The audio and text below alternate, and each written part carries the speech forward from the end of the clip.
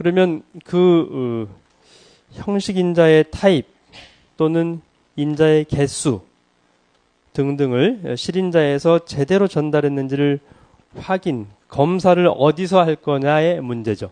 어디서 했으면 좋겠어요? 주로 컴파일할 때 했으면 좋겠죠. fxy인데 fabc로 콜하는 것을 그러면 에러라고 컴파일러가 발견해 줘야 되지 않겠어요? 또는 fxy인데 fab를 전달했지만 데이터 타입이 다른 경우 컴파일러가 발견해서 이거 너는 fxy를 실수로 선언했는데 왜 문자열을 전달했어? 라고 에러를 발견해 주는 게 필요하다는 거죠. 그러려면 형식 매개 변수들을 명세는 스페시피케이션이죠. 구체적으로 기술해 주는 것을 명세, 스페시피케이션이라고 하죠. 그래서 이제 주로 실매개 변수, 실인자와 형식 인자들을 정적형 검사라고 하면은 여기 영어로도 써놨네. 스태틱 타입 체킹. 스태틱 다이내믹. 스태틱은 컴파일 타임이라고 그랬죠. 컴파일 할 때 매개 변수 실인자 형식 인자가 적합한지를 검사하는 게 필요하다는 거죠. 그러면 이제 그 형식 매개 변수에 대해서 구체적으로 인자 개수, 타입 등등 이런 것들이 뭐가 있냐라는 거죠. 먼저 형식 매개 변수의 데이터 타입, 매개 변수 전달 기법, 값 전달, 주소 전달, 이름 전달 또는 결과 전달 또는 값 결과 전달 이렇게 여러 가지 방식이 있기 때문에 어떤 방식으로 매개 변수를 전달할 건지도 명시해 줘야 되고요. 만약 매개 변수의 실인자 값이 주어지지 않으면 그럴 수도 있겠죠. 진짜 fxy인데 fa만 값을 줬어. 한 개만. 그러면 두 번째 것 y는 내가 두 번째 것을 안 줄 경우에는 디폴트로 0으로 간주해서 실행해라. 이렇게 가능하겠죠. 그래서 이제 초기값 또는 디폴트 값을 부여할 수도 있고요. 대응 관계는 예전에 얘기했듯이 위치 매개 변수 방식이냐 키워드 매개 변수 방식이냐 등 이런 것들이 형식 매개 변수를 구체적으로 어떤 형식들을 갖춰야 되는지를 명세하는 내용들이죠. 그 중에 하나 매개 변수를 전달 방식을 우리는 주로 얘기를 했었는데요.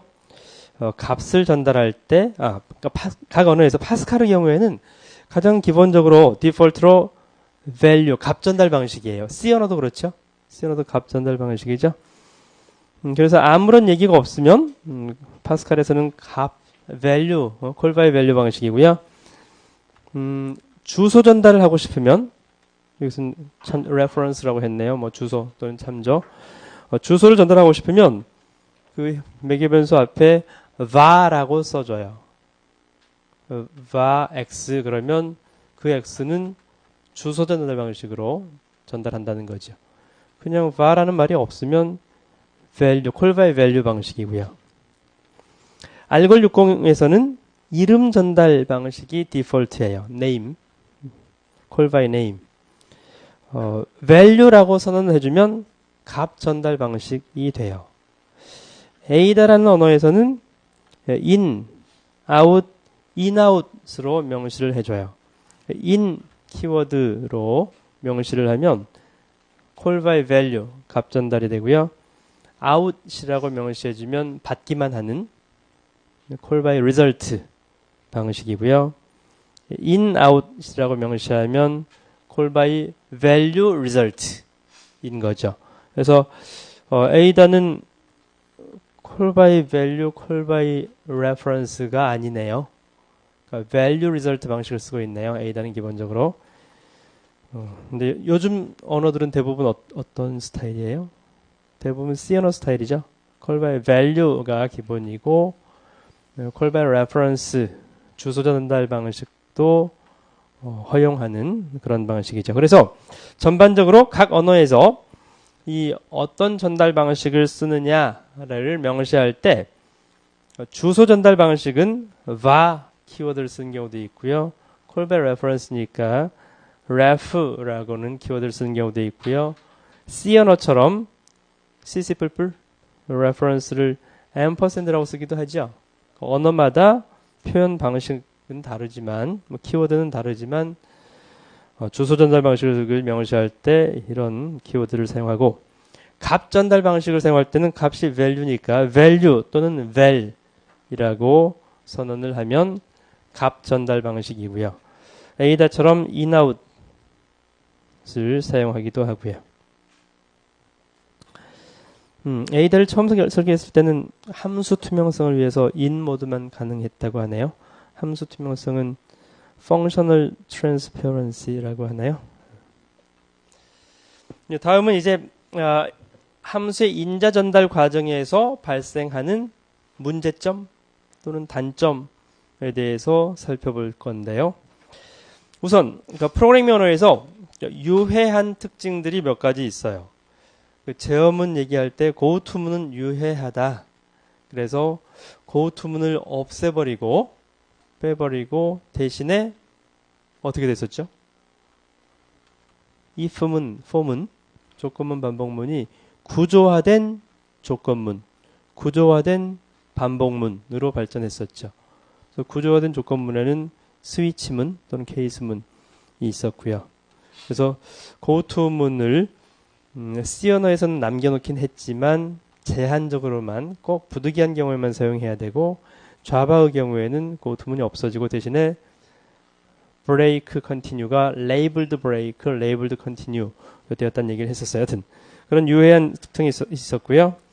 C 언어의 파워풀한 기능인 포인터의 경우도 매우 유해하기 때문에 C++ 자바로 가면서 포인터 기능이 점점 사라지는 그런 기능이죠.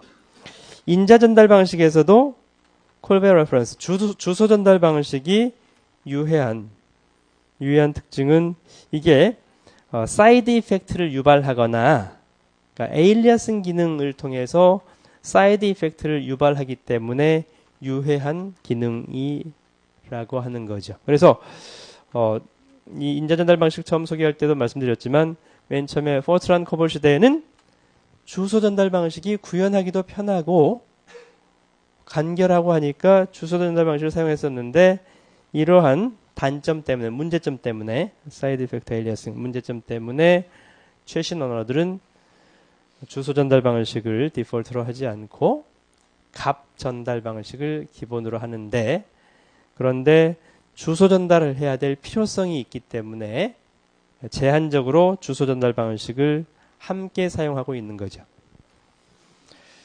그래서 이제 사이드 이펙트에 대해서 정리를 좀 한다면 사이드 이펙트는 꼭 필요한 경우들도 있어요. 단위 프로그램들, 여기서 단위 프로그램이라고 한다면 함수일 수도 있고 클래스일 수도 있는데요. 또는 패키지일 수도 있는데요.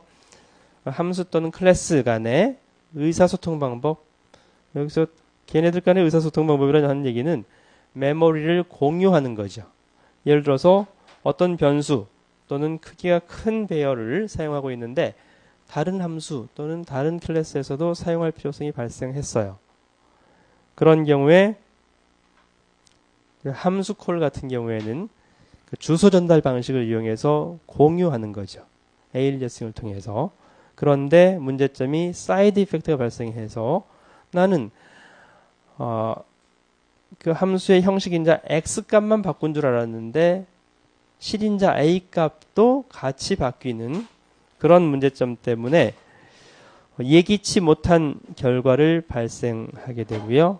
어떤 경우에는 심각한 오류가 발생하기도 하는 거죠. 또한 프로그램의 판독성이 저하되고요. readability, 디버깅 비용, 유지보수 비용이 증가하는 이런 문제점이 발생하고요. 그리고 함수 투명성, 그러니까 functional transparency, 함수 투명성이 뭐죠? 어떤 함수를 콜했을 때 콜하기 전에 메인에 어떤 변수들이 있겠죠. 변수들의 값이 전혀 변하지 않아야 되는데 이 함수 FAB를 콜하고 나면 그러면 A 또는 B라는 그 메인 함수에서 지역 변수가 되겠죠. 그 값이 단지 함수만 실행하고 왔을 뿐인데 A 또는 B 값이 바뀌어져 있어. 주소 전달 방식을 하게 되면 그게 가능하죠? 바뀌어져 있어. 그러면 안 된다는 거예요. 그러면 투명하지 않다고 얘기를 해요. 그래서 함수 투명성 문제는 이제 디버깅하기가 매우 골치 아파지는 문제를 발생해서 그래서 이제 주소 전달 또는 이름 전달 방식을 값 전달 방식으로 바꿔서 이 값 value, call by value 방식이 기본적으로 요즘 언어들은 최신 언어들은 대부분 call by value를 사용하고 있다는 거죠. 뿐만 아니라 비지역 변수, 그러니까 non-local 변수를 마구 바꾸게 하는 것도 이것도 이제 프로그램의 readability나 디버깅, 유지 보수에 매우 저해되는 요인이어서 비지역 변수도 가급적이면 사용하지 않게끔 그러니까 부득이한 경우에 사용을 하면 사용한다라는 걸 분명히 할 수 있게끔 이런 형태로 프로그래밍 언어가 변화하게 되는 거죠. 예, 에일리어싱에 대해서는 여러분들이 잘 알고 계시겠지만 어떤 메모리 값이 하나 있어. 여기가 x, y 뭐 실수 값이라고 할까요? 실수 하나를 저장할 수 있는 메모리 공간인데 이 공간을 지칭할 때 x라고 사용할 수도 있고 y라고 사용할 수도 있다면 그러면 이걸 에일리어싱 관계라고 하죠. C 언어에서는 이렇게 그러니까 이 에일리어싱 관계는 주소 전달 방식과 똑같죠. 주소 전달을 하게 되면 주소 전달 방식에서 만약 f, x, y를 FAB로 콜했다면 그러면 이런 에일리어싱 관계가 형성된다고 지난 시간에 얘기를 했었는데요. 그러니까 C 언어의 경우에는 이렇게 되어 있진 않지만 포인터를 이용해서 이 아랫부분처럼 돼요. 그림 10.4처럼. 그러니까 지금 원래 이 파란색 메모리 X라는 게 하나 있었다고 하자.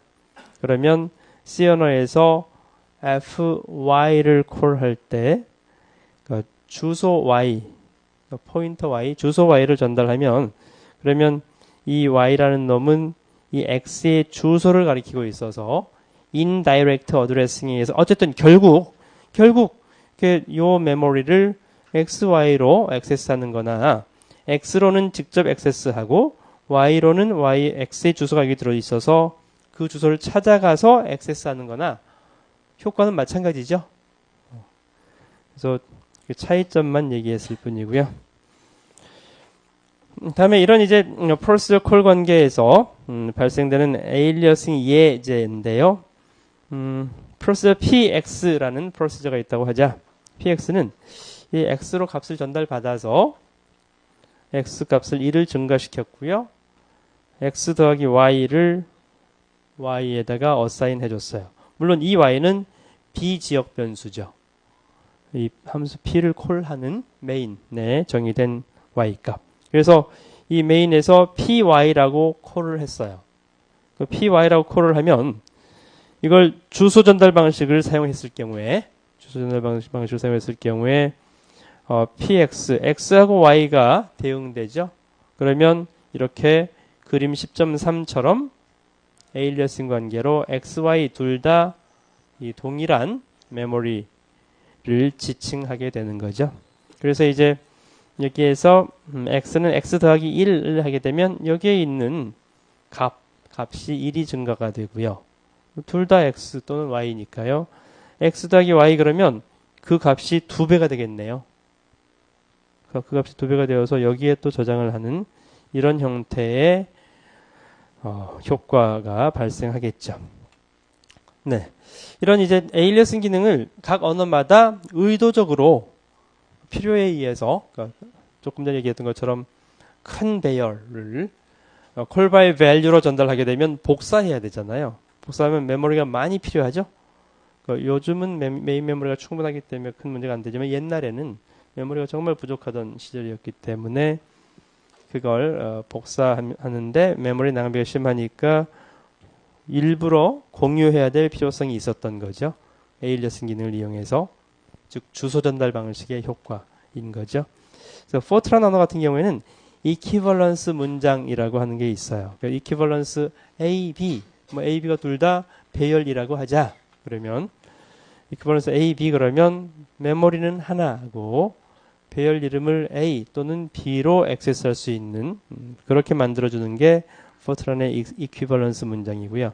코볼에서는 redefines라는 문장을 통해서 뭐 키워드만 다를 뿐이죠. equivalence든 redefines든 그렇게 에일리어스 기능을 하고요. 시어나에서도 에일리어스 기능이 유니언에 있죠. 유니언에 각 필드가 이름은 다르게 정의되어 있지만 동일한 메모리를 공유하고 있죠. 그게 에일리어스 기능이고요. 이렇게 언어마다 에일리어스 기능을 지원하는 언어들도 있다. 그러니까 모든 언어가 다 지원하는 건 아니에요.